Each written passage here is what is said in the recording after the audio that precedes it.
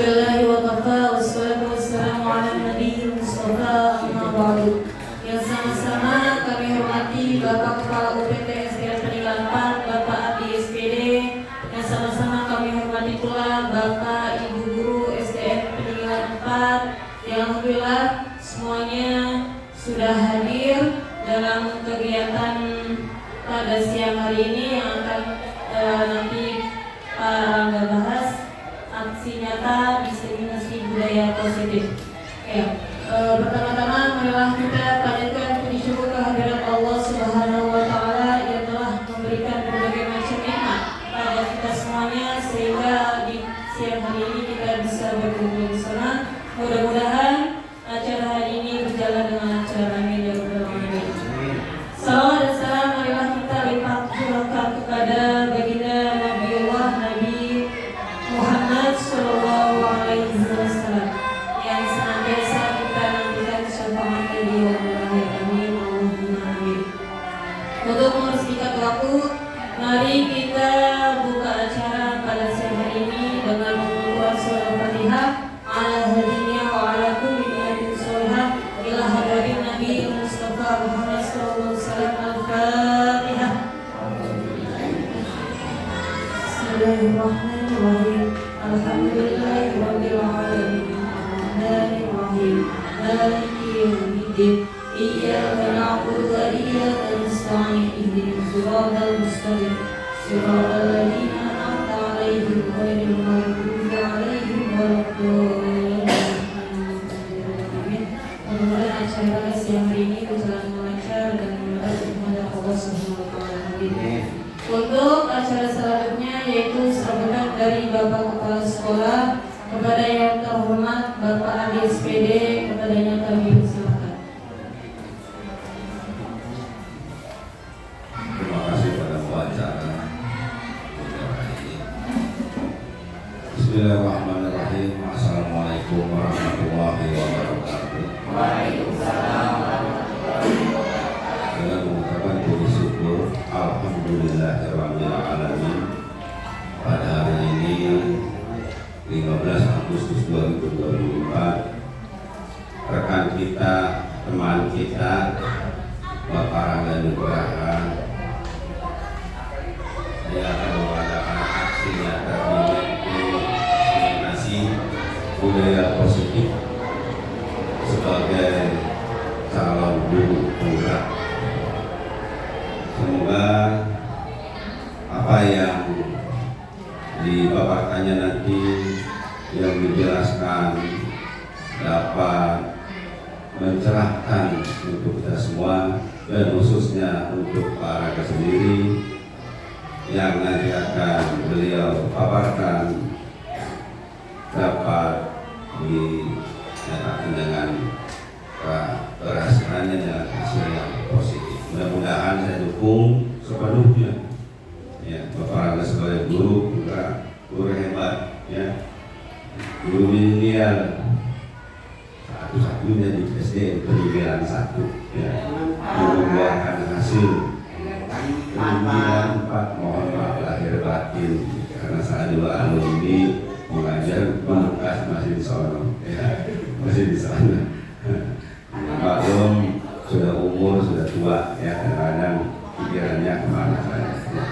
Ya, syukur alhamdulillah, ya, mengenai diseminasi nyata diseminasi budaya positif ini, ya, nanti kita tunggu sepenuhnya, mudah-mudahan dapat membawa hasil, ya, dari hasil beliau yang selama ini mengadakan karya nyata yang akan disosialisasikan kepada Bapak Ibu Guru sebagai hasil karya beliau. Terima kasih, saya banyak pembicaraan, kurang lebih mohon maaf. Wabillahi taufiq wal hidayah. Assalamualaikum warahmatullahi wabarakatuh. Waalaikumsalam warahmatullahi wabarakatuh.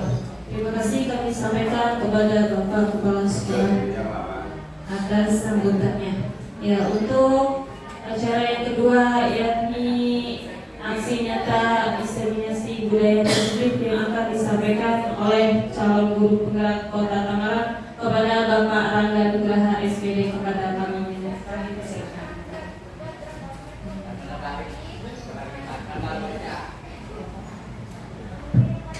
Baik, terima kasih Bu Aini selaku pengacara dan juga kepala sekolah atas sambutannya. Sebelumnya, Assalamualaikum warahmatullahi wabarakatuh. Alhamdulillahirrahmanirrahim. Wabillahi nasta'in ala umuri dunya waddin. Wassalatu wassalamu ala asrofil anbiya'i wal mursalin Sayyidina wa habibina wa syafi'ina wa maulana Muhammadin wa ala alihi wa sahbihi ajma'in. Rabbi shrah li sadri wa yassir li amri wahlul 'uqdatam min lisani yafqahu qawli. Amma ba'du. Yang sama-sama kita hormati Bapak Kepala BT SD 4 Bapak Ardi SPD, dan juga yang sama-sama saya hormati Bapak Ibu guru sekalian yang namanya tidak dapat disebutkan satu persatu namun tidak mengurangi rasa hormat saya. Puji syukur kehadirat Allah Subhanahu wa taala yang mana di kesempatan hari ini kita masih dapat diberikan berbagai macam nikmat, begitu nikmat iman, kesehatan dan panjang umur, sehingga dimudahkan langkah kaki kita dalam rangka kegiatan hari ini, yaitu diseminasi tentang budaya positif. Salam dan salam terlupa juga kita curahkan kepada junjungan kita Nabi besar Muhammad Sallallahu Alaihi Wasallam, yang mana beliau adalah Nabi yang memasyarakatkan Allah Subhanahu Wa Taala, dan mudah-mudahan kita selalu mati mendapatkan syafaat yang mulia di yaumil akhir. Amin ya rabbal alamin. Baik Bapak Ibu, sebelumnya terima kasih atas waktunya, karena pada kesempatan kali ini saya sebagai calon guru penggerak angkatan 11 di Kota Tangerang akan melakukan berbagi praktik baik, ya, berbagi praktik baik apa yang sudah saya atau kami dapatkan di pendidikan calon guru penggerak selama kurang lebih 2 bulan ini. Tapi di saat ini dikerucutkan, ini adalah hasil pembelajaran kami selama 2 minggu kurang lebih, dari 2 minggu yang lalu sampai pada saat ini, tentang budaya positif. Budaya positif ini yang artinya yang bisa kita terapkan dan kita bisa kita jalankan di sekolah. Khususnya kita sebagai guru nanti akan ada beberapa tentang alur-alur bagaimana kita menerapkan budaya positif di lingkungan sekolah kita, ataupun ruang lingkup yang lebih kecil ada di kelas. Ya baik, sebelumnya saya akan memperkenalkan diri. Nama saya Rahman Nugraha. Saya adalah calon guru penggerak angkatan 11 dari Kecamatan Ciledug, Kota Tangerang. Baiklah, langsung saja. Sebelum kita mulai, supaya tidak tegang, Bapak Ibu silahkan buka senyumnya lebar-lebar selama 15 detik. Senyum. 1, 2, 3, 4, 5. Oh, belum nyampe 15 sudah pada tersenyum. Jadi diharapkan di kegiatan kali ini Bapak Ibu semangat semuanya, dan juga dapat kita dapat berbagi. Saya berbagi ke Bapak Ibu juga mendapatkan timbal baliknya dari apa yang sudah saya sampaikan. Baiklah, selanjutnya yang pertama kita akan melakukan kesepakatan dulu.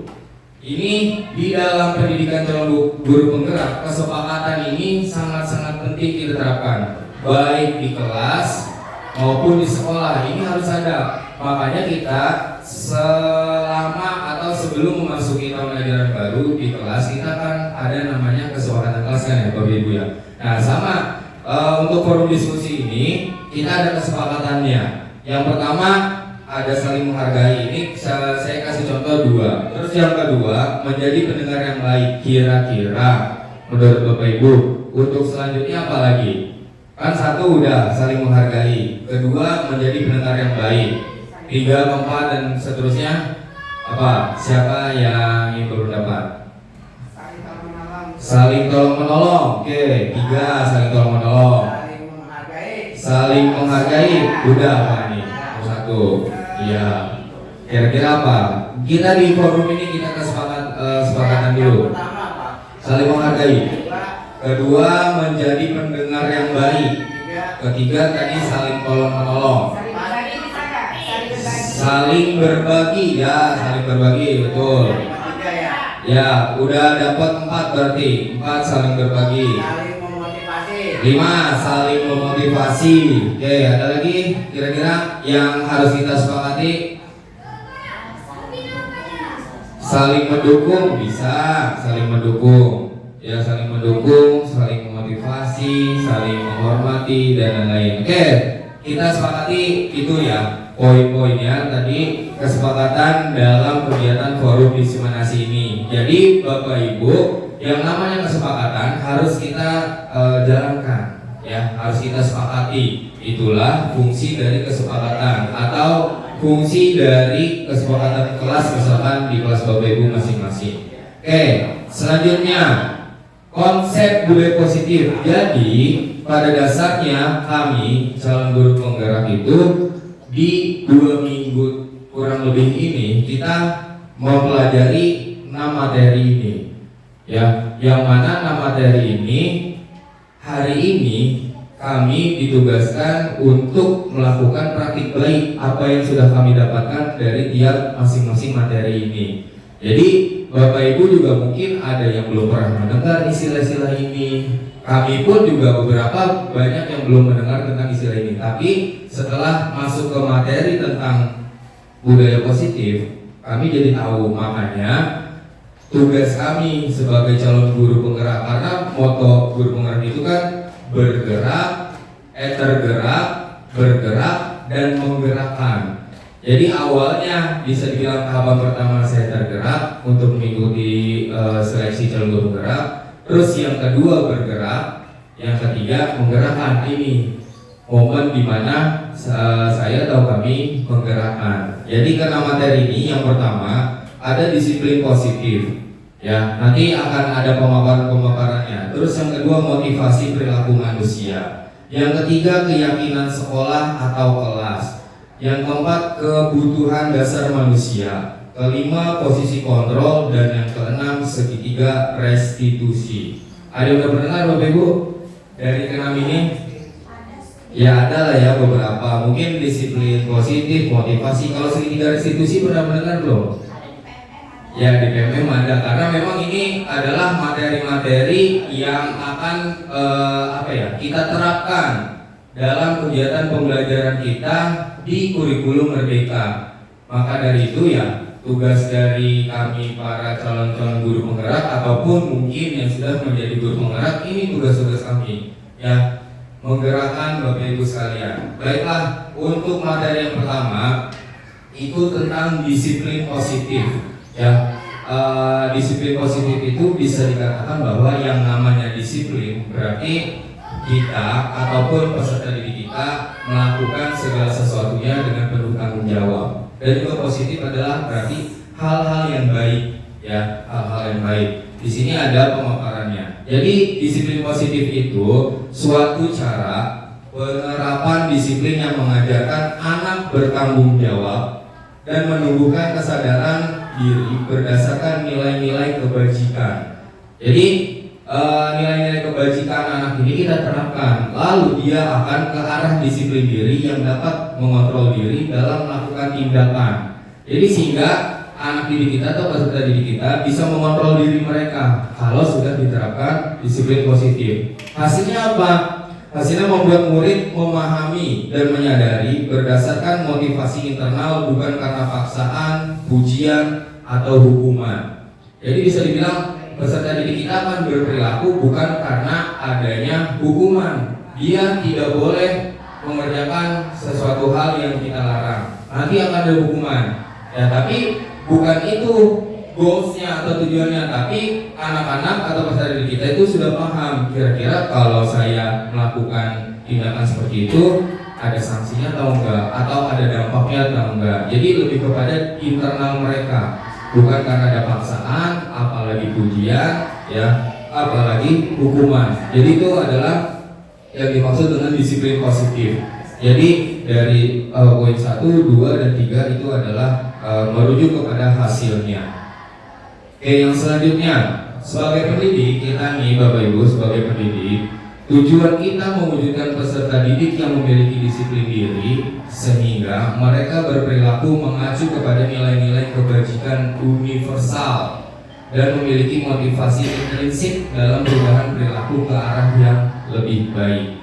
Jadi bisa dikatakan berperilaku kepada nilai-nilai kebajikan universal artinya cakupannya lebih luas. dibanding yang kita sudah pahami mungkin beberapa. Tapi ini universal lebih luas lagi, sehingga mereka akan berperilaku ke arah yang lebih baik lagi. Nah, ini akan saya tampilkan beberapa contoh disiplin positif atau hal-hal positif yang kita terapkan baik di kelas ataupun di sekolah. Yang pertama, apa ini kira-kira? Tepat waktu. Kita bel masuk jam 7 pagi. Nah, artinya kalau anak-anak sudah disiplin, mereka akan hadir sebelum jam 7 mereka sudah ada di sekolah. Ya. Kalau misalkan lewat dari jam 7 berarti mereka belum menerapkan disiplin positif tersebut. Terus yang kedua, berpakaian yang rapi. Ini pakaian ya karena warnanya hampir sama. Berpakaian yang rapi dan tertib. Yang ketiga, mengikuti upacara bendera. Yang keempat, mengerjakan tugas. Itu udah pasti. Yang kelima, membuang sampah pada tempatnya. Ya. Terus yang keenam, apa nih? Baris atau tertib, baris berbaris atau tertib. Dan yang terakhir sama dengan ini membuang sampah. Mungkin ini adalah melaksanakan tugas piket, ya, yang mana itu sudah disepakati oleh kelasnya masing-masing. Kita tiap masing-masing guru kelas pasti awalnya sudah menerapkan kesepakatan kelas, keyakinan kelas, ya. Jadi tugas-tugasnya itu mereka jalankan dengan penuh tanggung jawab seperti itu, Bapak Ibu. Terus yang selanjutnya, ini disiplin positif. Yang kedua adalah nilai-nilai kebajikan, ya, yang tadi dimaksud dengan tadi sudah disinggung ada kalimat-kalimat tentang nilai-nilai kebajikan. Nilai-nilai kebajikan ini adalah nilai-nilai yang disepakati bersama, lepas dari suku bangsa, agama, bahasa maupun latar belakang. Jadi nilai kebajikan ini memang sudah ada pakemnya. Tidak peduli dia agama apa, ras apa, ya, dan lain-lain. Yang pertama, nilai-nilai kebajikannya kita merujuk kepada profil pelajar Pancasila. Ya, profil pelajar Pancasila yang kita pahami ada 6 dimensi. 6 dimensi yang akan kita paling tidak terapkan di sekolah dan ruang lingkup lebih kecil lagi adalah di kelas, yaitu beriman bertakwa kepada Tuhan Yang Maha Esa, 1. 2. Berakhlak mulia. 3. Berkebinekaan global. 4. Gotong royong. 5. Mandiri.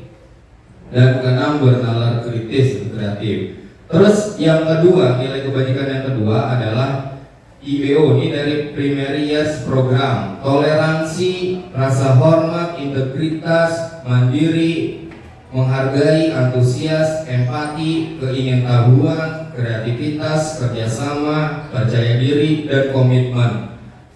Lalu yang ketiga, 9 pilar karakter, ya.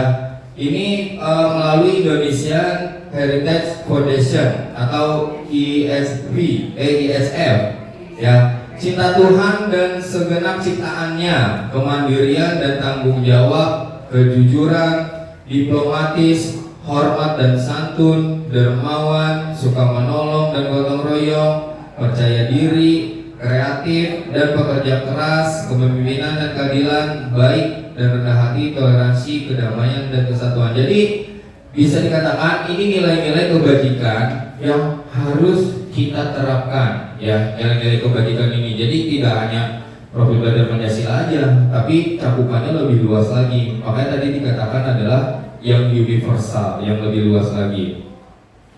Nah, tadi sudah dibahas sedikit tentang 6 karakter profil pelajar Pancasila. Kita sudah paham banget lah, udah paham betul tentang dimensi-dimensi yang ada di profil pelajar Pancasila. Maka dari itu, dalam setiap pembelajaran, kegiatan apapun di sekolah, kita wajib, ya, memasukkan dimensi-dimensi yang ada di profil pelajar Pancasila, baik itu ketuhanan, mandiri, kreatif, dan lain-lainnya. Maka tujuan atau goals dari yang namanya pendidikan di kurikulum mereka itu bisa tercapai, karena pada dasarnya yang kita terapkan sebenarnya sudah menyentuh ke 6 dimensi ini, tapi memang belum kita kuatkan. Kayak misalkan di sekolah kita ada kegiatan Jumat Takwa setiap hari Jumat, itu kan masuk ke dimensi yang keberapa? Yang ke-1 tentang beriman bertakwa kepada Tuhan yang Maha Esa dan berakhlak mulia. Tapi apakah sebelum adanya ini kita tahu tentang dimensi ini? Kan tidak. Ya, jadi pada dasarnya kita sebagai pendidik ini ke-6 dimensi ini sudah kita jalankan, tapi belum kita kuatkan aja. Maka dari itu di kurikulum Merdeka inilah kita dikuatkan. Ya Pak, kita dikuatkan oleh dimensi-dimensi satu persatu dengan berbagai macam caranya. Ya, mandiri mau seperti apa, berkebinekaan global seperti apa, dan lain-lain. Sampai ke 6 dimensi itu kita bisa terapkan atau kita bisa jalankan masing-masing. Baik, yang kedua tentang motivasi perilaku manusia. Tadi materi poin yang kedua adalah tentang motivasi perilaku manusia. Penjabarannya 3 motivasi perilaku manusia. 1. Untuk menghindari ketidaknyamanan atau hukuman. 2. Untuk mendapatkan imbalan atau penghargaan dari orang lain. Dan yang ketiga, untuk menjadi orang yang mereka inginkan dan menghargai diri sendiri dengan nilai-nilai yang mereka percaya. Jadi kita sebagai manusia ini rata-rata ketiga motivasi kita itu motivasi dalam hidup kita, ya ini ketiga motivasi ini. Secara tidak sadar kita pasti setelah membaca, oh iya ya, saya sama seperti yang poin nomor 1. Oh iya, saya sama nih seperti poin nomor 2. Kan ada orang yang membutuhkan yang namanya validasi. Artinya ini saya loh, ketua ini ada. Berarti dia motivasinya yang kedua untuk mendapatkan imbalan atau penghargaan dari orang lain. Ada orang seperti itu, tidak sedikit lah. Jadi 3 poin motivasi perilaku manusia ini adalah bentuk dari motivasi kita juga. Tapi kita tidak sadar kita masuk di poin-poin yang mana saja seperti itu, Bapak Ibu. Oke, lanjut yang ketiga, keyakinan sekolah atau kelas. Nah, kembali lagi, keyakinan sekolah atau kelas ini selalu ditekankan di dalam kurikulum Merdeka. Karena betapa pentingnya, betapa krusialnya keyakinan kelas atau keyakinan sekolah ini kita buat. Ya, makanya setiap tahun ajaran baru awal memasuki pembelajaran kita wajib ya memiliki keyakinan kelas, keyakinan sekolah yang kita bahas dengan peserta didik kita. Jadi tidak hanya kesepakatan kelas, tapi keyakinan kelas pun juga ada. Bagaimana caranya? Nah, jadi keyakinan sekolah atau kelas ini, guru ini kita ya berperan dalam mewujudkan terbentuknya keyakinan sekolah atau kelas dengan adanya kesepakatan antara guru dengan murid. Jadi kita kasih kesempatan. Makanya di kurikulum Merdeka ada bahasa guru harus berpihak pada murid. Bahkan ada kalimat lebih kasarnya, tanda kutip, guru itu menghamba pada murid. Itu di kurikulum Merdeka. Kayak kesepakatan kelas, di sini sudah jelas poinnya. Kesepakatan antara guru dan murid. Kita jangan menekankan, misalkan anak-anak sudah habis nih tentang jangan buang sampah sembarangan. Nah itu bukan tuh. Kalau ada kata jangannya, itu bukan tidak termasuk ke keyakinan kelas. Itu kata yang negatif. Misalnya hanya cukup membuang sampah pada tempatnya. Terus misalnya gurunya nanya lagi, apalagi kira-kira? Coba misalkan Dinda apa? Nah itu tidak berpihak pada murid seperti itu.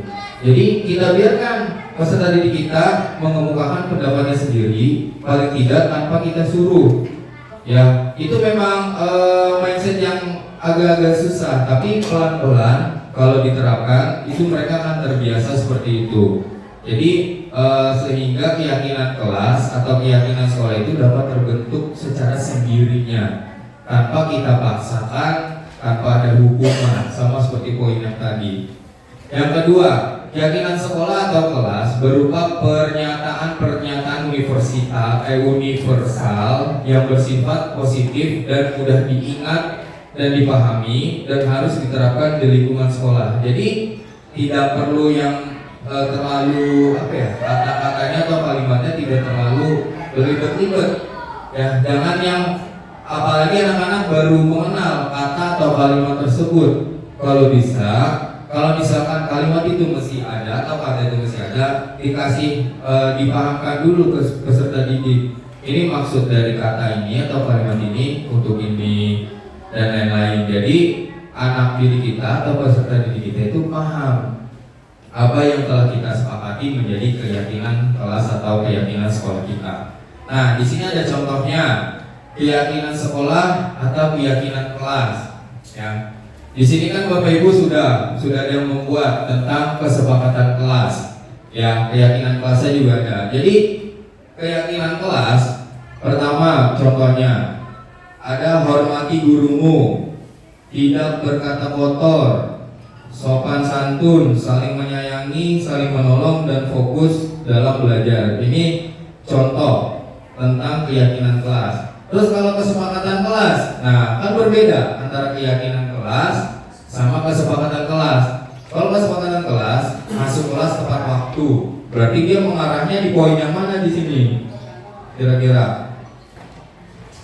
Ya bisa dibilang hormati guru atau fokus belajar, itu kan bisa. Atau misalnya nanti kita tambahkan di keyakinan kelasnya adalah disiplin, itu masuk nanti poin yang masuk kelas tepat waktu. Terus yang kedua, mendengarkan penjelasan guru, kan masuk ke sini, fokus belajar. Ya. Terus yang ketiga, menjaga kelas tetap bersih dan rapi, misalkan. Ya. Terus yang keempat, bicara yang sopan dan baik, masuk ke poin keyakinan kelas, tidak berkata kotor. Terus yang kelima, saling membantu, bisa aja masuk ke saling menyayangi atau saling menolong, ada. Ya. Terus yang terakhir, mengingatkan teman kita melakukan kesalahan. Jadi kalau ada teman kita atau peserta didik kita yang melakukan kesalahan, kadang kan temannya malah nyalahin, bahkan menyoraki. Ya, itu dalam kesepakatan kelas harus kita sepakati dulu bareng-bareng sebelum kegiatan belajar mengajar itu kita berjalan. Makanya tadi dikatakan kembali, kita setiap awal tahun ajaran baru pertama kali masuk kelas, kita selain melakukan asesmen diagnostik, itu kita menyepakati kesepakatan kelas atau membuat keyakinan kelas lebih dahulu. Ini juga ruang lingkupnya bisa lebih besar, bukan hanya di kelas. Kita bisa melakukan keyakinan atau keyakinan sekolah. Nah, cara-caranya gimana? Kan kalau di kelas mah gampang, kita tinggal tempel di sudut-sudut kelas. Nah, kalau keyakinan sekolah bisa kita tempel, kita buat banner, buat baleho, atau misalkan mau lebih irit lagi, ada banner bekas, kita tulis saja pakai cat atau pakai spidol, itu bisa, ya. Karena kan balik lagi, kita sekolah di Wiyata harus memanfaatkan barang-barang yang ada. Yang selanjutnya, kebutuhan dasar manusia. Ini materi keempat yang sudah kami pelajari di pendidikan calon guru penggerak. Kebutuhan dasar manusia ini adalah segala sesuatu yang dibutuhkan oleh manusia untuk mempertahankan keseimbangan kondisi filosofis dan psikologis yang bertujuan untuk mempertahankan kehidupan dan kesehatan. Jadi kebutuhan dasar manusia, kita sebagai manusia pada dasarnya hanya untuk mempertahankan keseimbangan kondisi filosofis dan psikologis. Tujuannya apa? Tujuannya untuk mempertahankan kehidupan dan kesehatan. Kita hidup ini hanya untuk mempertahankan kehidupan kita aja sama kesehatan. Kita tidak sakit, ya. Sehat terus, nah itu adalah merupakan kebutuhan kita dasarnya. Ya, maupun apapun nanti yang terjadi, dasarnya kita adalah untuk mempertahankan kehidupan dan kesehatan kita. Nah, berarti kan kalau dengan tujuan kita mempertahankan kehidupan dan kesehatan, itu nanti kalau kita tarik ulur lagi, balik lagi, banyak caranya. Ya, tidak hanya kita menerapkan budaya sehat aja, tapi kan dari pola makannya, terus pergaulan kita makan sehat tapi lingkungan kita atau pergaulan kita tidak sehat, sama aja. Tidak fisik kita yang kurang sehat tapi mental kita tidak sehat juga. Jadi bisa dibilang kebutuhan dasar ini bukan hanya jasmani aja tapi rohaninya juga. Nah, tapi dalam kebutuhan dasar manusia ini ada sebuah pernyataan seperti ini, Bapak Ibu. Ketika seorang murid melakukan suatu perbuatan yang bertentangan dengan nilai-nilai kebajikan atau melanggar peraturan, hal itu sebenarnya dikarenakan mereka gagal untuk memenuhi kebutuhan dasar mereka. Jadi bisa dikatakan kalau kita balik ke yang tadi tentang kebutuhan dasar manusia, pernyataan ini betul. Ya, ketika seorang murid atau peserta didik kita dia melakukan perbuatan yang bertentangan dengan nilai-nilai kebajikan yang tadi yang sudah Bapak Ibu pahami, itu berarti mereka sudah gagal atau mereka gagal untuk memenuhi kebutuhan dasar mereka. Karena kebutuhan dasar tadi yang sudah disebutkan tadi atau ditampilkan tadi. Jadi ini pernyataannya. Kira-kira Bapak Ibu setuju apa enggak dengan pernyataan ini? Setuju ya Bapak Ibu ya, karena memang sesuai, alurnya itu sesuai ya Bapak Ibu. Oke, selanjutnya ini adalah 5 dasar kebutuhan manusia. Yang satu bertahan hidup, health, food, dan home, berarti sehat, ada makanan, dan ada tempat tinggal, atau kalau orang dulu sandang, pangan, papan. Ya, itu udah cukup kita untuk bertahan hidup. Dasar hidup kita sandang, pangan, papan, sama seperti ini.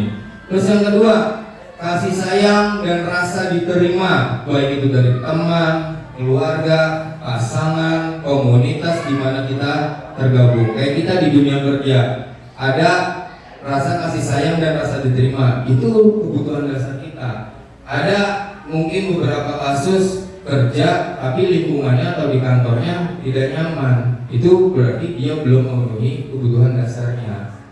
Apa yang harus dilakukan? Ia pindah dari tempat itu kalau sudah merasa kebutuhan dasarnya tidak terpenuhi. Terus yang ketiga, penguasaan, membuat pencapaian kompeten, diakui dan dihormati, ya. Terus yang keempat, kebebasan. Kebebasan ini adalah kebebasan yang tinggi untuk menginginkan pilihan. Nah, itu kembali lagi seperti tujuan kurikulum merdeka. Para peserta didik bebas memilih, ya. Kayak misalkan di SMA sekarang sudah tidak ada penjurusan IPA atau IPS lagi. Mereka bebas memilih, ya. Terus yang terakhir, yang kelima, kesenangan. Nah, dasar manusia kita juga butuh kesenangan, ya. Atau bahasa anak sekarang tuh self reward buat kita. Kita udah capek kerja, kita udah capek sekolah, masa kita nggak mau ngasih penghargaan buat diri kita? Jangan kita mikirin buat orang lain terus. Apa orang lain, nggak enak sama ini, nggak enak lah, buat diri kitanya kapan? Seperti itu, ya Pak Heri ya. Iya.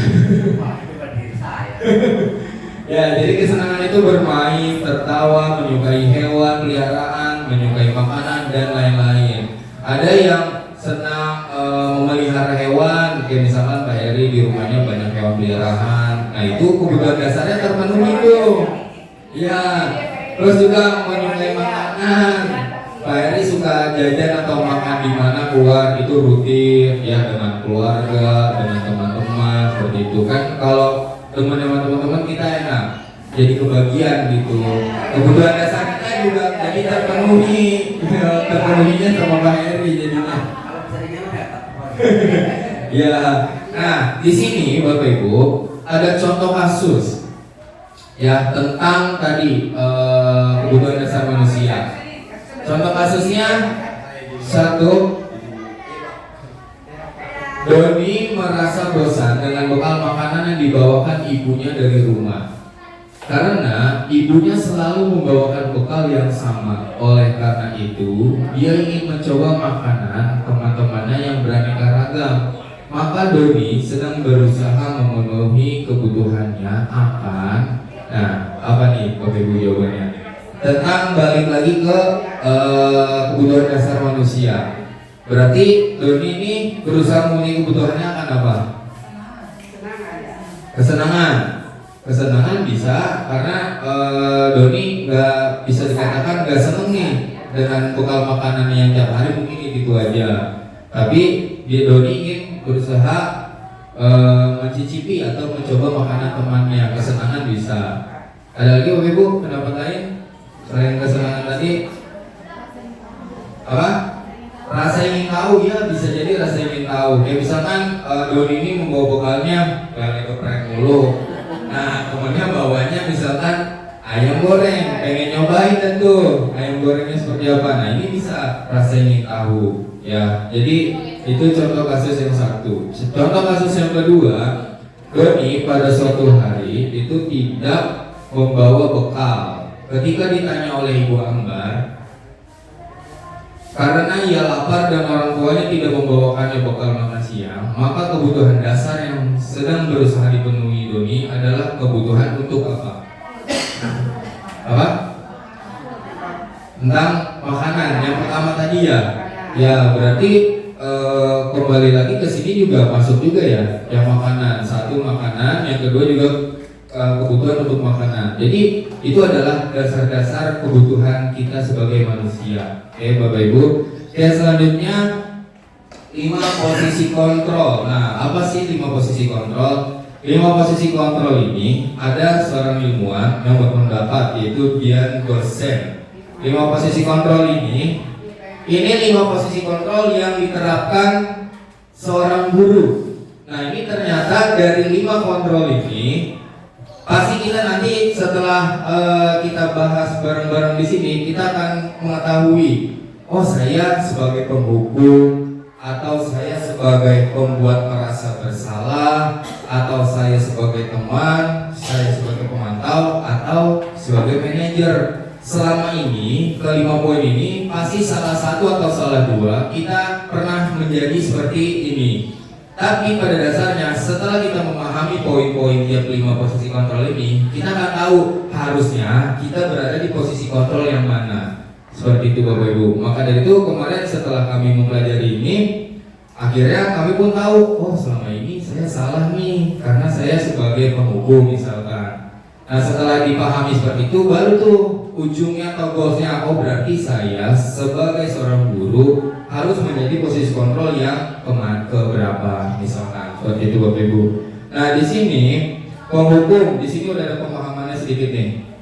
Seorang penghukum bisa menggunakan hukuman fisik maupun verbal orang-orang yang menjalankan posisi penghukum. Jadi bisa hukumannya itu hukuman fisik ya, misalkan memukul ya dan lain-lain, atau verbal secara ucapan ya, itu bisa jadi penghukum. Nah di sini ada tabel 5 posisi kontrol.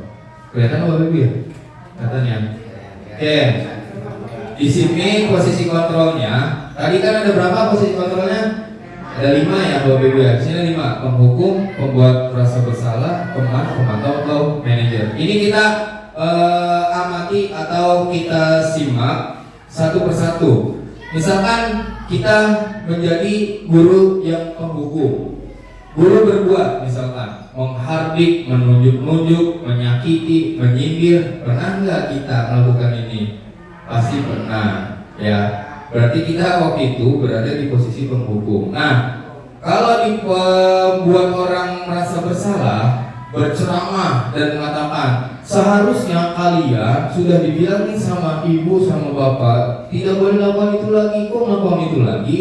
Nah itu berarti masih kok membuat orang merasa bersalah. Atau misalkan kita udah kecewa nih, kayak misalnya Sike ada salah satu muridnya yang tiap hari begitu aja. Ibu kecewa sama kamu, tiap hari dibilangin begitu lagi. Ya itu pasti ini adalah apa ya, pengalaman kita lah sehari-hari sebagai seorang guru ya. Terus kalau sebagai seorang teman, membuatkan alasan-alasan untuk muridnya. Jadi kita bisa bilang kita banding-bandingkan dengan teman-temannya yang lain. Atau kita bercontoh nih, contoh si Ferry misalnya tidak melakukan hal seperti itu dan lain-lain.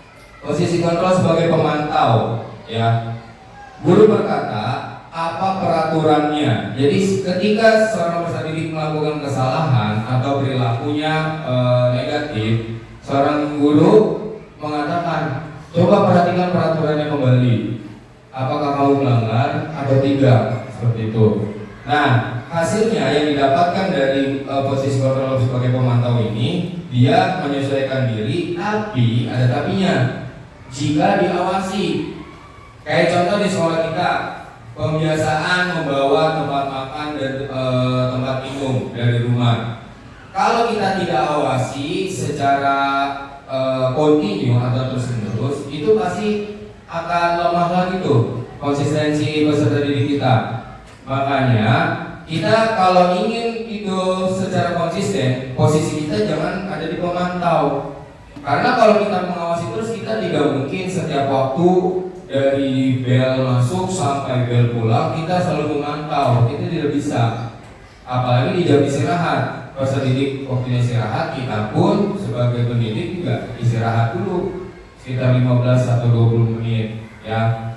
Terus juga yang berikutnya posisi kontrol. Kalau guru di posisi manajer. Kalau di posisi manajer ini, pertama guru itu berbuat mengajukan pertanyaan-pertanyaan. Ya, kayak misalkan, kenapa kamu tidak membawa botol air minum? Kenapa kamu tidak membawa tempat makan dari rumah? Ditanya dulu. Ya, nanti ini berkaitan nih tindakannya dengan slide yang berikutnya. Terus guru berkatanya, apa yang kita yakini, apa yang bisa kamu kerjakan untuk memperbaiki masalah ini. Kamu tidak membawa tempat makan, tidak membawa tempat minum, kira-kira solusinya itu seperti apa? Ini jika guru posisinya sebagai manajer. Kalau guru posisinya di manajer, hasil yang didapatkan apa untuk peserta didik? Dia akan menguatkan pribadinya. Ya, yang artinya dia merasa tergerak, terinspirasi dengan apa yang diucapkan, yang dikatakan oleh seorang gurunya. Jika gurunya berada di posisi sebagai manajer. Nah, kalau di masing-masing 5 posisi kontrol ini, dampak pada muridnya. Kalau kita guru sebagai penghukum, dampak pada muridnya dia akan mengulangi kesalahan. Jadi akan diulang-ulang terus. Kenapa? Karena kita hanya menghukumnya, menghardiknya, atau bisa jadi mengancamnya. Awas ya kalau kamu nggak mengerjakan tugas dan lain-lain. Itu dia akan mengulangi kesalahan terus-menerus seperti itu. Kalau kita berada di posisi pembuat orang merasa bersalah, dia merasa rendah diri. Jadi dia selalu minder akhirnya, karena bisa dibilang dia selalu disalahkan sama gurunya. Padahal belum tentu itu juga kesalahan dia. Karena gurunya tidak mau mencari tahu letak kesalahan dan siapa saja yang berbuat salah, akhirnya hanya menuju kepada satu peserta didik. Makanya dampaknya seorang peserta didik tersebut akan merasa rendah diri. Ya, kalau posisi kita sebagai teman, dampak pada muridnya, peserta didik itu akan lemah dan tidak mandiri atau ketergantungan sama guru-gurunya. Kita boleh dekat dengan peserta didik kita sebagai guru, tapi ada batasannya. Boleh kita anggap sebagai teman, boleh silakan, tapi ada batasannya. Ketika kegiatan belajar mengajar, ya semuanya sama, ya antara guru dan peserta didik. Terus sebagai pemantau, dampak pada muridnya jika kita sebagai guru adalah di posisi pemantau adalah dia akan menitikberatkan pada sanksi atau hadiah untuk dirinya. Jadi ketika ada peserta didik melakukan kesalahan atau pelanggaran, itu pasti selalu ada sanksinya. Jadi ada timbal baliknya, dia melakukan kesalahan ada sanksinya. Jika dia melakukan kebenaran misalkan atau nilainya bagus, itu dia akan dapat hadiah atau reward sendiri buat mereka. Kalau posisi kita sebagai manajer yang didapatkan pada murid, dia akan selalu mengevaluasi dirinya atau introspeksi dirinya. Bagaimana cara memperbaiki diri. Jadi kesalahan yang tadi misalkan lupa membawa botol air minum, tempat makan, dia akan mengevaluasi diri. Oh iya, dampaknya ini akan menimbulkan banyak sampah di sekolah saya. Artinya dia mengevaluasi diri dan keesokan harinya dia tidak akan mengulangi kesalahan-kesalahan itu lagi. Paling tidak dengan dia biasakan setiap hari, paling tidak dia akan terbiasa seterusnya. Ya Bapak Ibu, apalagi ditambah misalkan di sekolah kita menjadi sekolah diwiyata, itu tetap menjaga banget kebersihan, apalagi sampah-sampah. Ya itu harus dibiasakan. Nah baik Bapak Ibu, dari 5 posisi kontrol ini ada penghukum, membuat orang merasa bersalah, teman, pemantau, dan manajer. Menurut Bapak Ibu, posisi 5 kontrol yang tepat bagi kita sebagai guru, kita harus berada di posisi kontrol yang mana? Yang mana? Yang manajer. Ya, bagaimanapun kita menempatkan kita sebagai guru harus menempatkan posisi kita sebagai manajer. Kenapa? Dari caranya, prosesnya pun juga positif. Hasilnya, apalagi hasilnya peserta didik kita akan selalu mengevaluasi diri dan introspeksi diri. Baik Bapak Ibu, berkaitan dengan 5 posisi kontrol ini, bagaimana cara menanggulangi sebuah persoalan bagi peserta didik, ini ada kaitannya dengan materi yang berikutnya, yaitu yang namanya segitiga restitusi. Sebelumnya Bapak Ibu sudah mendengar segitiga restitusi? Pernah lah ya, di PMM banyak ya. Ya, kalau yang sekarang kita apapun lewat PMM pasti ini sering muncul segitiga restitusi. Jadi segitiga restitusi ini penjelasannya adalah proses menciptakan kondisi bagi murid untuk memperbaiki kesalahan mereka sehingga mereka bisa kembali pada kelompok mereka dengan karakter yang lebih kuat. Ya, jadi cara penyelesaiannya dalam segitiga ini susunannya ada urutannya dalam penyelesaian sebuah masalah.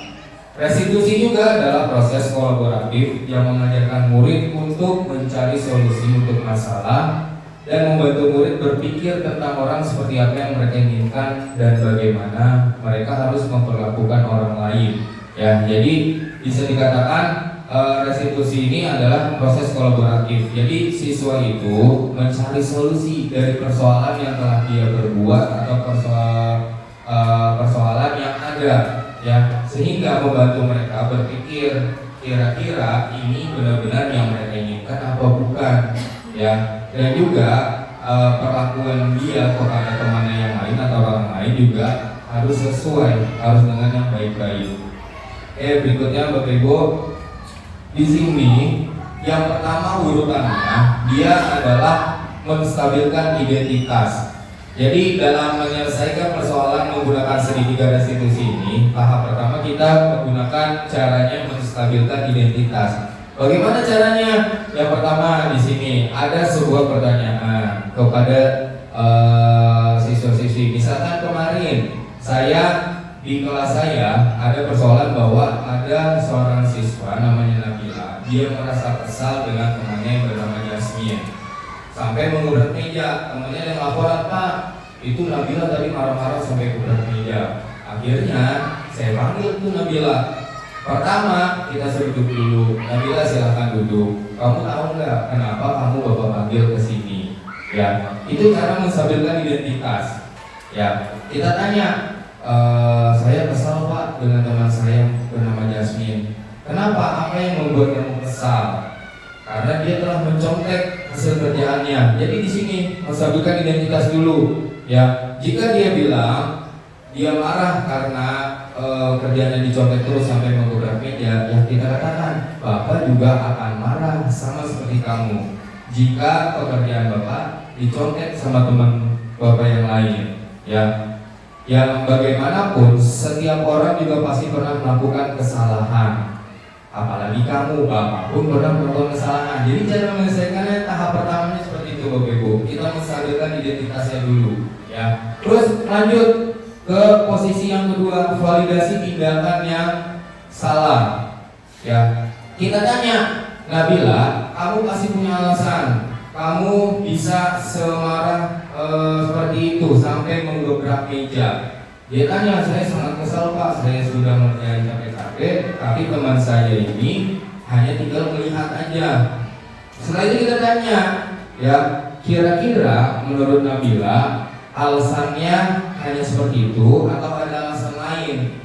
Karena ternyata tidak 1 atau 2 kali itu temannya mencontek, lebih dari itu. Makanya pada hari itu Nabila puncak emosinya meluap lah, makanya sampai mengubrak meja. Tapi tetap yang namanya divalidasi dengan salah, kita tanya lagi, kira-kira adakah cara lain buat Nabila untuk menyelesaikan masalah ini, ya? Atau bisa aja selain mengubrak meja, adakah cara lain untuk mengungkapkan kekesalan? Akhirnya Nabila menjawab, kita nyambung ke menanyakan keyakinan. Ya, dia menjawab, ada Pak, saya harus menahan amarah Ketika teman saya ketahuan melihat atau mencontek kerjaan saya kan langsung lapor ke guru. Nah, itu merupakan menanyakan keyakinan. Terus kita tanya lagi, kira-kira kamu marah, kamu beberapa media seperti itu, keyakinan kelas apa yang telah dilanggar? Karena kita pada awal sekali pembelajaran tahun ajaran baru, kita semua guru kelas membuat yang namanya kesepakatan kelas, keyakinan kelas. Ya seperti itu Bapak Ibu. Jadi kita balik lagi, akhirnya dia karena dipahami dan disepakati bersama keyakinan kelas itu, akhirnya dia jawab saling menghormati Pak misalkan. Berarti jika kamu melanggar keyakinan kelas saling menghormati, solusinya apa? Ya saya harus lebih menghormati kepada teman saya Pak. Saya harus bersabar. Nanti ada videonya, video bagaimana kemarin saya melakukan tindakan menggunakan segitiga restitusi ini, ya Bapak Ibu. Nabila, kamu sudah tahu kan mengapa Bapak memanggil kamu ke sini? Karena saya telat masuk kelas ya Pak. Betul sekali. Menurut Nabila, apakah terlambat masuk kelas itu merupakan perbuatan yang baik? Tidak Pak, saya salah. Saya minta maaf ya Pak.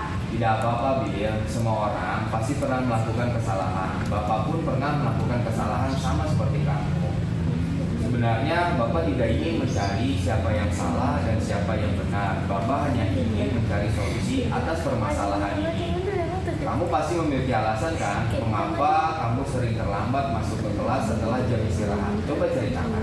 Saya kasihan bermain bersama teman saya Pak, sehingga saya baru sempat jajan dan di waktu jam istirahat akan berakhir. Jadinya saya terlambat masuk kelas.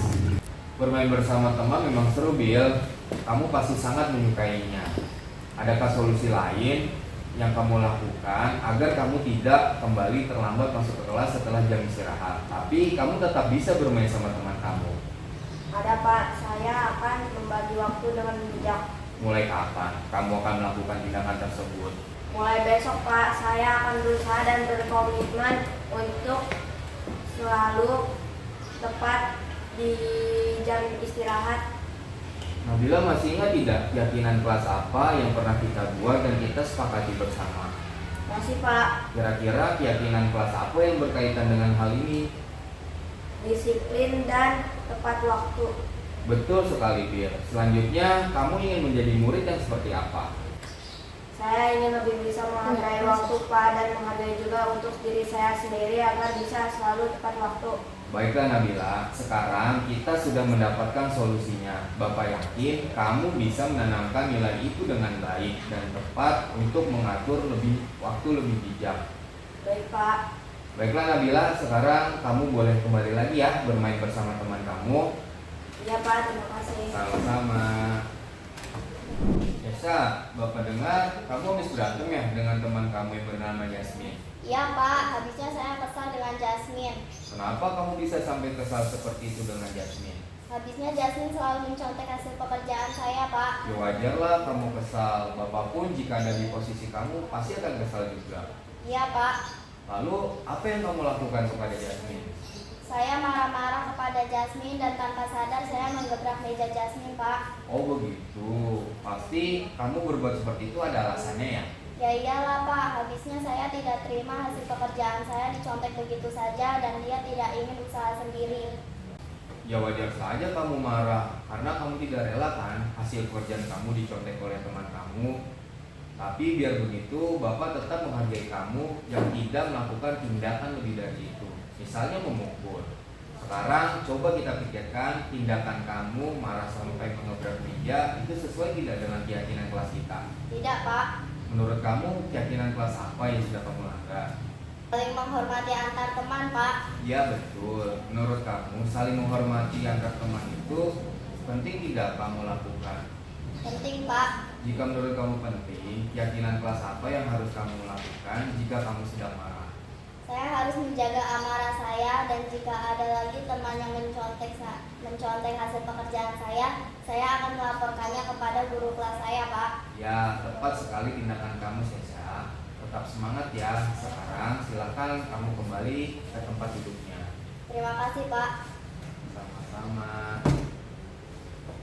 Oke, untuk yang selanjutnya, ini adalah kesimpulan dari materi kita pada kesempatan ini tentang budaya positif, ya. Jadi, seorang guru yang baik harus memiliki kemampuan dalam mewujudkan budaya positif di sekolah.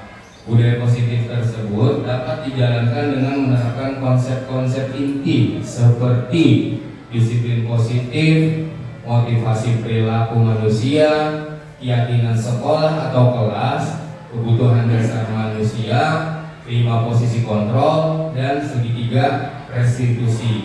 Jadi, jika kita sebagai pendidik atau sekolah, kemungkinan kita akan menjadi pemimpin pembelajaran. Budaya positif ini kita bisa terapkan asalkan ada beberapa syarat tadi. Ada beberapa poin yang harus kita jalankan. Ada 6, ya. Ada disiplin positif, motivasi perilaku manusia, keyakinan sekolah atau kelas, kebutuhan dasar manusia, 5 posisi kontrol, dan segitiga restitusi. Jadi kalau kita ingin mewujudkan sekolah kita menerapkan budaya positif, ke-6 poin tadi harus kita jalankan benar-benar, ya. Dan guru-guru di sekolah kita juga harus memahami, tidak hanya tahu aja, tapi harus paham. Ya, tadi urutan-urutan 6 poin-poin tersebut untuk menerapkan budaya positif di sekolah. Baik Bapak Ibu, mungkin itu saja penyampaian materi yang dapat saya sampaikan. Saya berbagi praktik dengan Bapak Ibu semua. Kebetulan saya sudah mendapatkan materi ini lebih dulu, mungkin dibanding Bapak Ibu, maka dari itu tugas saya pun harus berbagi praktik baik kepada Bapak Ibu apa yang sudah saya dapatkan. Ya, jadi kita saling berbagi, bukan saling menggurui. Makanya sekarang tuh istilahnya tidak ada yang namanya, kalau di pendidikan ya, tidak ada yang namanya pelatih, tidak ada yang namanya guru atau mentor kayak ke orang yang berbicara depan gitu. Karena dinamakan adalah coach yang di depan. Kalau coach itu bisa dibilang kemampuannya sama. Ya, cuma bedanya dia mungkin dapat materinya lebih dulu. Jadi Bapak Ibu belum tahu, jadi disampaikan. Ya baik Bapak Ibu, selanjutnya jika ada yang ingin bertanya tentang materi yang tadi, silahkan. Mungkin Bapak Ibu ada yang ingin bertanya atau berpendapat atau yang lain, nanti saya kasih mic-nya. Bapak Ibu, siapa yang mau bertanya? Coba. Pak Heri, oke Pak Heri, silakan Pak Heri. Boleh ya tanya ya. Baik, terima kasih. Assalamualaikum warahmatullahi wabarakatuh. Terima kasih diberikan kesempatan untuk menyampaikan beberapa pertanyaan yang berkaitan dengan penjelasan tadi. Yang pertama, tadi dikatakan di situ yang mana pembelajaran berfokus semuanya hampir seluruhnya kepada peserta didik.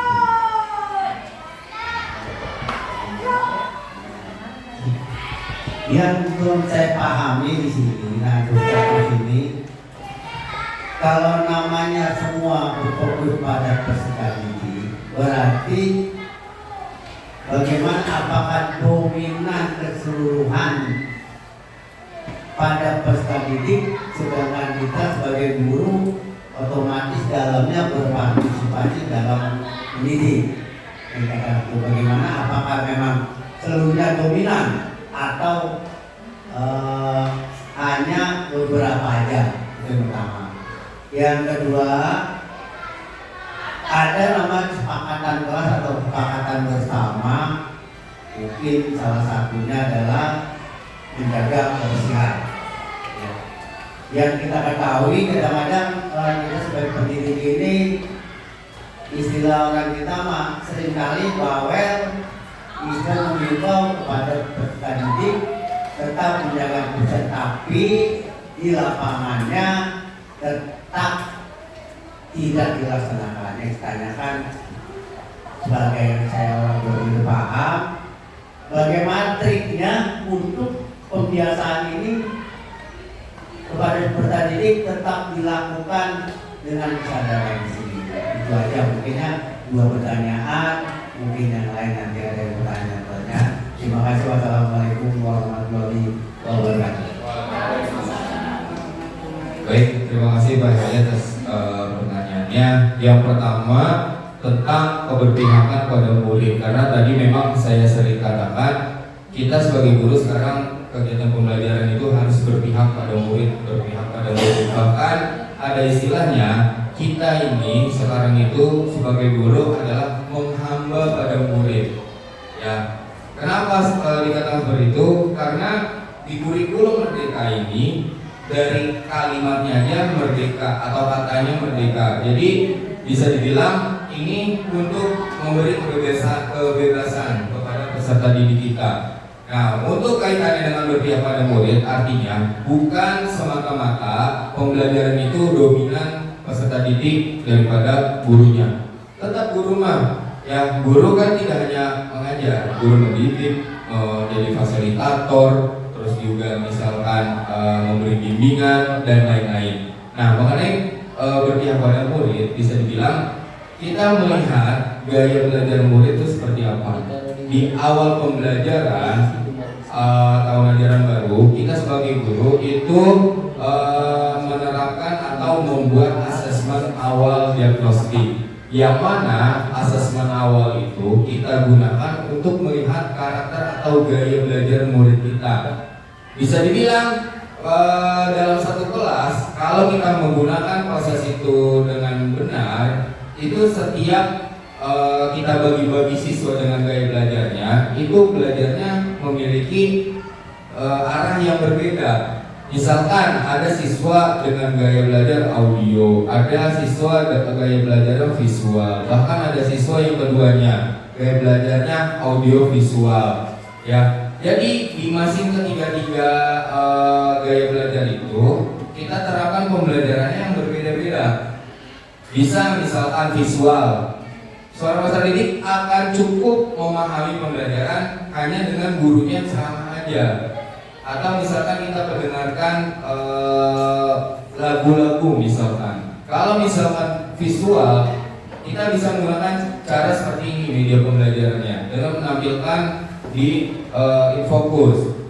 Atau misalkan kedua-duanya, ya ada gambarnya, ada suaranya. Jadi kita beda-bedakan, itu namanya adalah pembelajaran berdiferensiasi seperti itu. Jadi bisa dikatakan berpihak pada murid itu kita membebaskan peserta didik kita untuk mereka nyamannya belajar seperti apa. Dan kita juga sebagai guru tidak harus dengan ego kita ngajar. Kita ngajar datang masuk kelas hanya nyampein materi di papan tulis paling 5, 10, 15 menit, habis itu evaluasi tugasnya. Jadi bukan semata-mata kayak gitu. Atau misalkan peserta didik kinestetik yang demen aktivitas di dalam kelas, ya udah kita susun pembelajaran yang mengandalkan tenaga mereka atau fisik kita. Misalkan bisa bermain peran kah, tutor sebaya kah, atau misalkan kita pembelajarannya tidak selalu di dalam kelas, bisa juga di lapangan dan lain-lain. Itu untuk yang pertama. Dari gimana?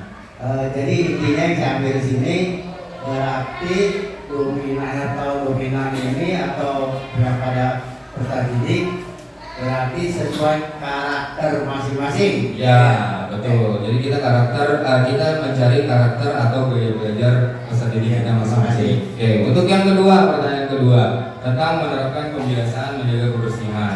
Ya, karena sekolah kita ada sekolah Adiwiyata, kita waktu itu sudah menobatkan siswa-siswi kita menjadi kader-kader Adiwiyata. Ya, jadi kita memanfaatkan siswa-siswa kita yang menjadi kader Adiwiyata tersebut supaya lebih terarah. Artinya kita sebagai guru tidak bisa mengawasi atau memantau seluruh kelakuan atau seluruh aktivitas di sekolah selama dari pagi sampai siang.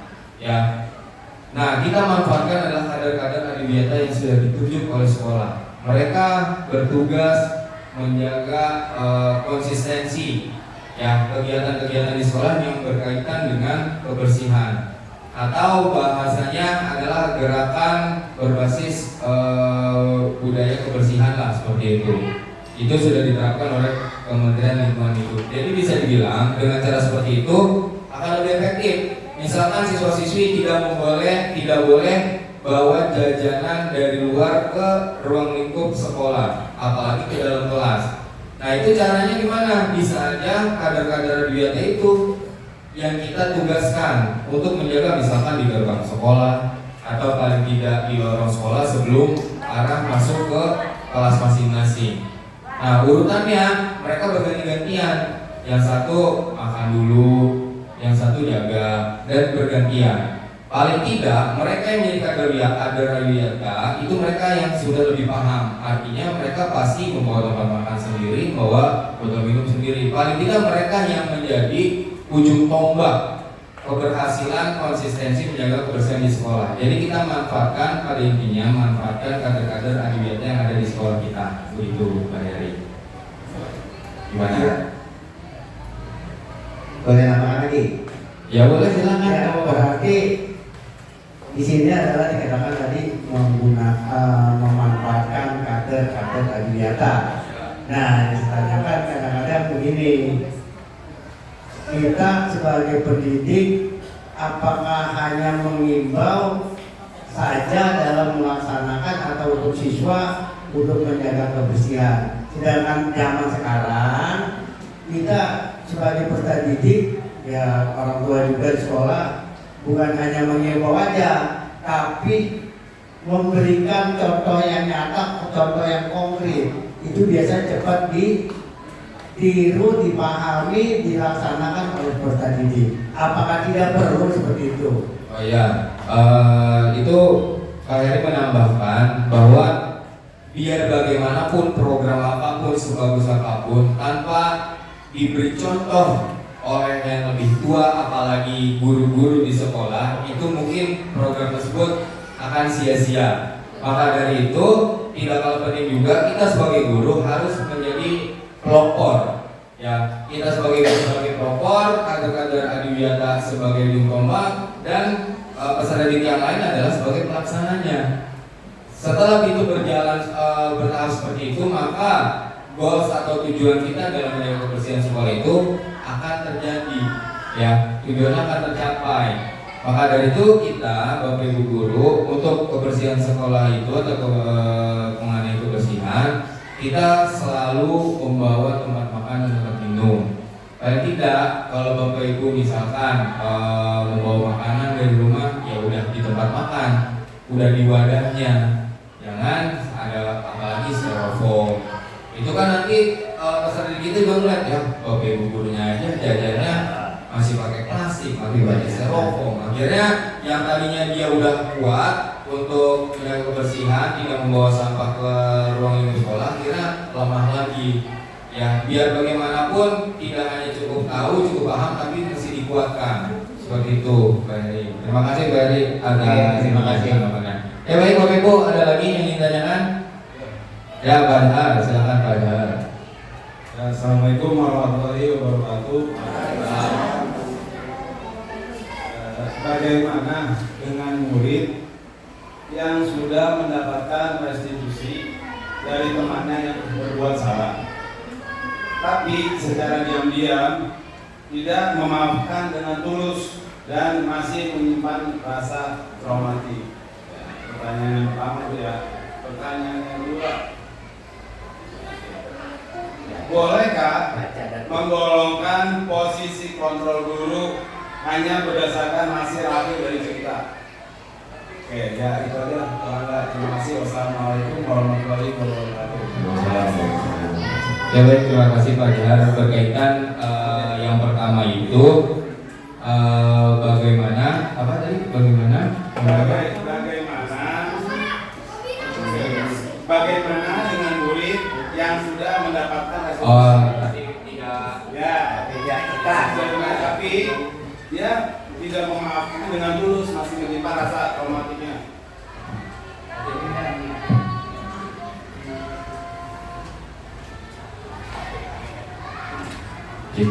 Oke, Jadi dalam penerapan segitiga restitusi ini memang pada saat itu selesai, ya dia sudah melupakan persoalannya. Tapi ternyata ketika sudah pulang atau misalkan keluar ruangan yang dipanggil sama gurunya, dia masih menyimpan dendam atau misalkan masih belum memaafkan. Ya kalau memang seperti itu berarti tahapan segitiga restitusinya itu belum sempurna diterapkan. Maka dari itu adalah tugas kita nih sebagai pendidik. Misalkan menggunakan segitiga restitusi itu belum cukup. Nah kita juga bisa memposisikan diri kita ke 5 kontrol yang mana kita mau terapkan. Jadi sehingga dalam penyelesaian menggunakan segitiga restitusi ini dapat berjalan dengan baik. Yang artinya tidak ada lagi tuh bentuk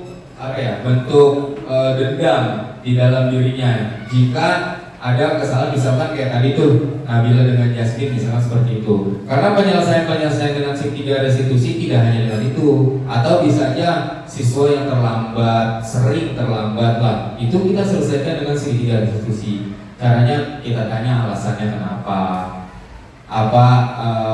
apakah ada solusi lain supaya kamu tidak selalu terlambat. Jadi seperti itu. Jadi bisa dibilang segitiga restitusi itu gagal misalkan kalau dia masih menyimpan dendam, bahkan nanti ada kejadian lagi seperti itu. Nah kita menerapkan budaya positif yang lain, bisa aja di posisi kontrol. Kita lihat tadi kita sepakat Bapak Ibu bahwa kita sebagai guru harus ada di posisi kontrol sebagai manajer. Jadi seperti itu. Untuk yang kedua tadi apa Pak Jan? Bolehkah menggolongkan posisi kontrol guru hanya berdasarkan hasil akhirnya? Oh iya, tadi kan ada ya hasil akhirnya ya. Ya, tadi bentar dibalik lagi ke slide-nya. Ya, yang ini kan ya. Yang hasilnya. Jadi titik beratnya tadi Pak Jahar bertanya adalah bolehkah kita hanya melihat kita mau pakai misalkan mau pakai yang mana nih? Tapi kita lihat lebih ke hasilnya dulu nih. Kita mau mulai dirinya dulu. Bolehkah kira-kira kita hanya melihat hasilnya? Ya sudah pasti kita harus melihat hasilnya. Karena kalau kita tidak melihat hasilnya, kita tidak akan tahu kira-kira kita menjalankan hal ini nanti hasil yang diperoleh apa. Sama seperti kita sebagai guru kelas membuat atau guru yang lain membuat modul ajar, itu kan pasti ada tujuan pembelajarannya, ada capaian pembelajarannya, itu kan adalah hasilnya, ya, atau produknya lah bisa dibilang. Jadi penting banget kita melihat, kita mau memposisikan diri kita di 5 posisi kontrol ini mau yang mana, tapi kita lihat juga hasilnya. Masa ya kita tahu-tahu mau jadi penghukum?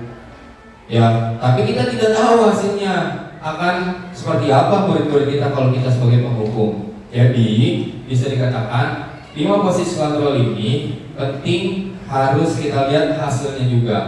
Jadi tidak hanya melihat kata atau kalimatnya yang bagus, misalnya sebagai pemantau, wah kayak pemantau keren nih. Saya mau menjadikan diri saya guru sebagai pemantau aja lah. Tapi dia tidak lihat hasilnya. Ya. Misalkan dia menilai hasilnya udah bagus nih, dia bisa menyesuaikan diri. Tapi kan ada tambahannya lagi. Jika diawasi, kita tidak selalu bisa mengawasi peserta didik kita. Ya, jadi intinya hasil ini perlu dan penting kita ketahui terlebih dahulu sebelum kita menerapkan 5 posisi kontrol ini. Seperti itu banyak. Terima kasih. Ada lagi Bapak Ibu? Enggak, Pak Ijal Bu ini mana dulu nih? Oh iya Pak Ijal, semangat banget ya Pak Ijal. Dia nyala nggak mic-nya?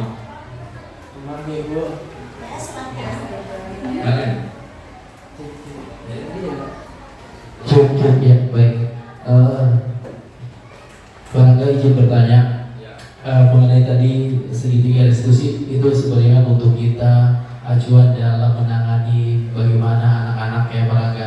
Tapi ketika ada suatu masalah, misalnya di sekolah kita sudah tangani kedua anak tersebut, tetapi muncul nih masalah baru ketika dia di rumah bercerita dengan orang tuanya. Secara tidak langsung orang tuanya mengetahui apa yang terjadi di sekolah. Artinya kan yang tadinya sudah selesai, ketika dia berbicara dengan orang tua, berarti kan ada masalah baru. Yang saya tanyakan di sini, bagaimanakah kita sebagai guru mengatasi masalah tersebut. Yang tadinya kan udah selesai itu kita sebagai guru di sekolah, tetapi dengan adanya anak murid tersebut cerita tentang masalah apa yang dialami di sekolah, dan mungkin orang tuanya secara tidak langsung bukan nggak terima sih, tapi menanyakan apa yang terjadi kepada seorang gurunya. Nah, yang saya tanyakan tindakan kita sebagai guru itu seperti apa? Terima kasih. Oke, baik, terima kasih Pak Ijal. Jadi memang ada masalah baru tadi Pak Ijal menyampaikan kalau dia masih punya dendam. Pak Ijal menyampaikan jika di rumah dia cerita dengan orang tuanya, timbul masalah baru. Apa orang tuanya juga menjadi kesal dengan apa yang didapatkan oleh anaknya atau apapun. Nah, solusinya itu terjadi, kesalahan-kesalahan atau perbuatan anak-anak peserta didik kita itu terjadi karena mereka melanggar yang namanya keyakinan kelas atau kesepakatan kelas yang ada. Kan begitu poin pertamanya. Poin keduanya, keyakinan kelas, kesepakatan kelas itu kita sosialisasikan kepada warga sekolah, orang tua. Jika orang tua memang merasa anaknya dihukum atau mendapatkan tindakan yang kurang mengenakan, tapi padahal kita menerapkannya atau menyelesaikan masalahnya menggunakan segitiga institusi tersebut, berarti orang tuanya pun belum atau melanggar keyakinan kelas atau kesepakatan kelas yang sudah dibuat secara bersama-sama. Karena pada dasarnya apapun program sekolah, kegiatan-kegiatan sekolah itu harus disosialisasikan kepada warga sekolah, apalagi orang tua siswa.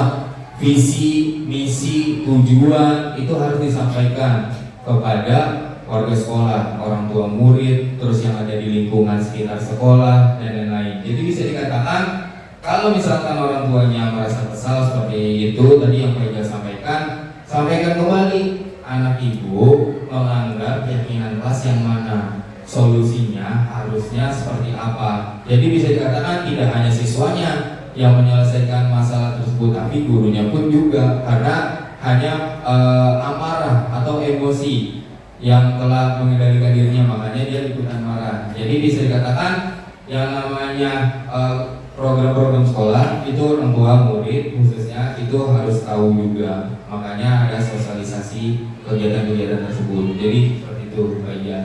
Ya, artinya tadi harus ada pendekatan ya Pak Naga, antara siswa, guru, dan orang tua juga. Jadi segala sesuatunya nanti akan berjalan dengan baik ketika semuanya paham akan peraturan yang harus dijalankan. Ya, untuk begitu seperti itu. Terima kasih Pak. Ya, sama-sama Pak Ijal. Mana Bari? Ada tambahan? Dikit ya, Pak. Ya, terima kasih. Ini menambahkan dari Pak Ijal ya. Karena di sini dikatakan nanti pada ada kesepakatan kelas, otomatis seluruh siswa mentaati kesepakatan kelas tersebut. Yang mana kalau dilanggar, konsekuensinya ditanggung oleh siswa itu sendiri. Apabila melanggar kesepakatan kelas tersebut, bukan hanya siswa, tapi kalau nanti dikatakan kaidah sampai ke rumah orang tuanya, ya itu kan yang beda ya, orang tuanya ikut campur, ya tinggal kita unjukin itu kesepakatan kelasnya. Seperti itu. Mungkin kalau ditunjukkan, kalau orang tua kan kesepakatan kelas ya tahu, karena di kelas. Kalau kita tunjukkan kesepakatan kelas, ibu melanggar anaknya ini, saya rasa orang tua paham dan mengerti dan menerima kesalahan anaknya saja, karena anak ini Islam adu orang tua hanya sepihak tanpa mengetahui dia kesalahan di sekolah. Kalau orang tuanya datang tidak terima, dan tidak kita bicarakan, ini pendapat saya untuk juga menjawab ya orangnya. Yaitu kita tunjukkan kesepakatan kelasnya ini anak ibu melanggar poin kedua. Saya rasa orang tua menerima. Itu aja, terima kasih. Terima kasih Pak Eri atas tambahan gagasannya atau pemikirannya. Baik, berikutnya tadi Bu ini silakan. Ya, Assalamualaikum warahmatullahi wabarakatuh. Ini Pak Naga ya. Ini saya mau menanyakan mengenai 5 posisi kontrol. Ya, ketika kita sebagai pendidik, contoh kan di dalam kelas itu ada anak yang tidak mau mengerjakan tugas, dan sebagai pendidik kita ada di posisi penghukum. Ya, yang pertama yang saya tanyakan, ketika anak kita itu kita kasih hukuman, ya ternyata anak tersebut tidak terima atau orang tuanya juga tahu, gitu kan. Akhirnya dia mengalami kayak trauma, nggak mau masuk sekolah. Itu bagaimana penanganannya terhadap anak tersebut. Dan yang kedua, ketika kita kasih hukuman, ada juga orang tua, nggak apa-apa, dia ada takut, nggak apa-apa, nggak masalah. Orang tuanya juga mensupport kepada kita sebagai guru, silakan aja nggak apa-apa, yang penting anaknya mau mengerjakan. Ya itu, dan itu termasuk hasilnya itu sukses atau tidak gitu. Sebagai pengajar ketika kita berada di posisi penghukum. Iya, gitu. Ya, baik, terima kasih Bu Eni. Ya, baik, Bu Eni bertanya, ada misalkan kita secara tidak sadar siswa kita pasti adalah di kelas itu tidak ingin atau tidak mau mengerjakan tugas. Nah, kita sebagai guru, karena mungkin ya tidak pengetahuan kita tentang cara 5 posisi kontrol menjadi guru atau cara penyelesaian dengan C3 institusi, jadi kita hanya memberikan sanksi misalkan atau memberikan hukuman. Nah, sampai di rumah ada misalkan orang tuanya yang marah juga karena anaknya mendapatkan hukuman. Ada juga yang orang tua mensupport, ya udah Bu, kalau dia nggak mengerjakan tugas coret aja pipinya misalkan, atau dijewer aja telinganya. Ada aja orang tua yang seperti itu. Ada Banyak. Nah, maka dari itu ini nyambung dengan tadi pertanyaan Pak Johar. Ya, apakah penting kita melihat hasilnya? Ya, untuk kita menempatkan posisi kontrol seperti apa. Nah, mungkin kemarin kalau kita melakukan tindakan seperti itu, berarti kita belum tahu nih posisi 5 posisi kontrol kita sebagai guru. Kita mau jadi guru yang di posisi yang mana. Nah, kan mulai sekarang kita udah saling berbagi praktik baik, kita sudah tahu nih dampak. Kalau tadi misalnya gue ini itu udah pasti guru di posisi penghukum. Hasilnya apa yang didapatkan? Hasilnya misalkan anak itu suka memberontak atau sering menyalahkan orang lain, apa berbohong. Nah, maka dari itu kita geser dah caranya. Kita jangan menjadi guru sebagai di posisi penghukum. Tadi kita balik lagi, kita guru sebagai di posisi manajer. Jadi apakah itu sukses tadi cara gue ini? Ya mungkin sukses pada saat itu aja, atau di jam pelajaran kita aja. Setelah itu ya dia balik lagi ke awal lagi, ke setelan awal lagi dia seperti apa. Ya, maka dari itu waktu itu pernah asesor akreditasi sekolah kita kan pernah mengatakan seorang peserta didik tidak mengenal mana guru yang pintar, mana guru yang bodoh, tapi peserta didik selalu mengenal mana guru yang sayang sama mereka. Maka dari itu kalau kita menempatkan sebagai penghukum, ya mungkin dia kenal sama kita, cuma dia tidak merasakan rasa yang nyaman, makanya sehingga dia ingin ke sekolah aja. Jadi nggak mau ke sekolah, ntar dihukum sama bu guru, nggak mau ke sekolah, ntar dimarahin lagi sama bu guru. Kalau misalnya di posisi manajer dengan cara-caranya atau prosesnya seperti ini, jadi kita bisa melakukan tindakan yang lebih membuat siswa-siswi kita lebih nyaman jika ada masalah. Oke, baik Bapak Ibu, ada lagi tanggapannya? Cukup. Rizal ada lagi? Mau berbagi pengalaman boleh nggak? Oh boleh, silakan Rizal. Mantap nih Rizal. Baik, Bapak Ibu. Tadi pertanyaan gua ini sebenarnya ini saya udah alamin Bapak Ibu ya. Ini mau berbagi aja. Kebetulan di kelas saya juga baru. Saya belajar bagaimana setiap tugas, bukan setiap tugas. Baru kemarin saya kasih tugas anak-anak. Saya sistemnya ketika dia tidak mengerjakan PR, tetap saya dorong untuk anak itu untuk mengerjakan PR. Bagaimana caranya? Saya kasih waktu lagi. Ya, sebut saja namanya Dimas, ada di kelas 4C. Memang berat Bu, tapi 1, 2, saya udah berjalan 2 kali. Alhamdulillah Keduanya, dia mulai tepat waktu mengerjakan. Artinya dia walaupun nggak mengerjakan, tidak ada hukuman yang ada di situ, tapi diberikan kesempatan lagi untuk mengerjakan kembali. Dan alhamdulillahnya saya mengomunikasikannya dengan orang tuanya, ibu, anaknya hari ini nggak mengerjakan PR, tapi saya beri waktu untuk sampai hari ini bahwa kerja PR yang kemarin harus diselesaikan. Alhamdulillah Bu, pada saat pertemuan kedua di bahasa Indonesia, beliau tepat waktu mengerjakan. Untuk urusan sah atau benarnya itu kan hanya nilai untuk pemahaman anak tersebut. Begitu yang saya lakukan. Pengalaman Pak Ijal. Secara tidak langsung Pak Ijal sudah menerapkan segitiga restitusi.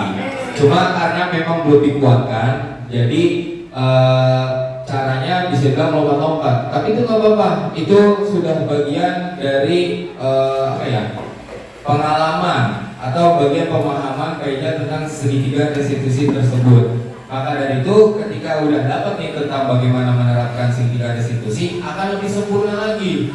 Ya, bahkan itu langsung dampaknya cepat tuh. Yang tadinya males kerjaan PR nggak pernah selesai, tapi langsung selesai. Ditambah tidak ada sanksi. Misalkan di model PR dia tulis dicatatkan bukunya banyak atau apapun, tapi diberi kesempatan lagi. Itu merupakan bagian dari segitiga restitusi. Ya, tepuk tangan buat Pak Ijal. Baik Bapak Ibu, mungkin sudah tidak ada lagi pertanyaan dan tanggapannya. Mungkin ini saja yang dapat bisa saya sampaikan tentang berbagi praktik baik saya mengenai materi budaya positif di sekolah. Mudah-mudahan ini bisa menginspirasi Bapak Ibu semua dan dapat bisa kita terapkan di dalam kegiatan kita sehari-hari, khususnya sebagai pengajar. Itu saja dari saya, kurang lebihnya mohon maaf. Assalamualaikum warahmatullahi wabarakatuh. Waalaikumsalam warahmatullahi wabarakatuh. Ya, pada Bapak kami ucapkan terima kasih banyak atas materi yang telah disampaikan. Mudah-mudahan apa yang Bapak Rangga sampaikan kita bisa terapkan dalam kegiatan rutin kita, khususnya dalam kegiatan belajar mengajar di kelas. Ya, mari kita akhiri acara pada siang hari ini dengan hamdalah bersama-sama. Alhamdulillahirabbil alamin. Saya selaku pembawa acara mohon maaf apabila ada kesalahan kata ataupun kekurangan. Wassalamualaikum warahmatullahi wabarakatuh.